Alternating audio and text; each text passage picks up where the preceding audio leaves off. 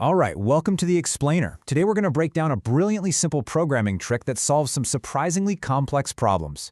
And we're going to start, not with code, but with a super simple thought experiment about a race. So just imagine two runners out on a track. One of them is our slow and steady type. And the other? Well, the other is a speed demon, moving at exactly twice the speed. What do you think happens when they race? The relationship here is really simple, but it's also absolutely crucial. You've got your tortoise, just chugging along one step at a time, and then you have your hare, who always moves 2 steps for every single one of the tortoises. You see this fixed relative speed? That is the secret sauce for this whole technique. Now, this makes perfect sense, right? On a straight path, by the time our fast runner crosses the finish line, the slow runner, who's been going half as fast, has covered exactly half the distance. So right away, we get our first big clue.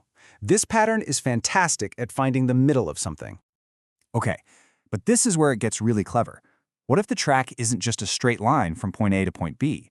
What if it, circles back on itself? This is where our simple little race transforms into an incredibly powerful tool for solving a much, much trickier problem. So, this brings us to a classic challenge in computer science. Imagine you tell your program to go through a list of data, one item at a time. But what if, hidden in that list, there's a trap, a loop that sends your program running in circles forever? That's the infinite loop problem. In the programming world, we call this a linked list cycle. It's basically a flaw in the data where instead of the list just ending, one of the items points back to an item you've already seen. If your program hits this, boom, it's stuck. It'll just keep going around and around that loop forever, completely trapped. So how would you even solve this? Well, the most obvious approach, right, is to just keep a checklist. As you visit each item in the list, you add it to your list. And before you go to the next one, you ask, hey, have I been here before? If the answer is yes, congratulations, you found a cycle. But, and this is a big but, there's a major downside. That checklist has to remember every single place you visited. If your list has, millions of items, you're going to need a gigantic amount of extra memory just to keep track. So yeah, it works, but it's not exactly efficient. Okay, so let's go back to our runners. This is where their simple race gives us an incredibly elegant solution that needs zero extra memory. No checklists, no extra baggage, and that is what's so beautiful about this. It's a way to solve this massive problem using basically no extra space at all. So now we can finally put a proper name on this idea, the fast and slow pointer algorithm. You might also hear it called Floyd's tortoise and hare algorithm. Instead of runners, we call them pointers. They're just variables that point to a location in our data. You've got your slow one and your fast one, both cruising through the same list.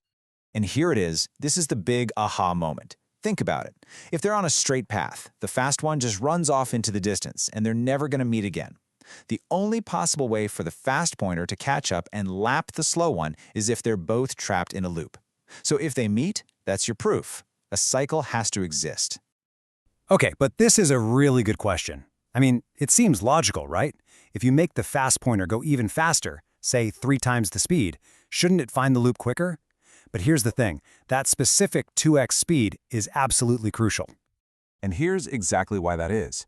With a 2x speed, the distance between them shrinks by exactly 1 spot every single time. It's like a countdown. You know they're going to meet eventually. But if you use a 3x speed, the gap shrinks by 2 spots, and that makes it totally possible for the fast pointer to just jump right over the slow one, again and again, without ever landing on the exact same spot. They could miss each other forever. So finding loops is the most famous thing this technique does, but it is absolutely not a one-trick pony. Think of it more like a Swiss Army knife for figuring out all kinds of hidden properties in your data. I mean, check this out.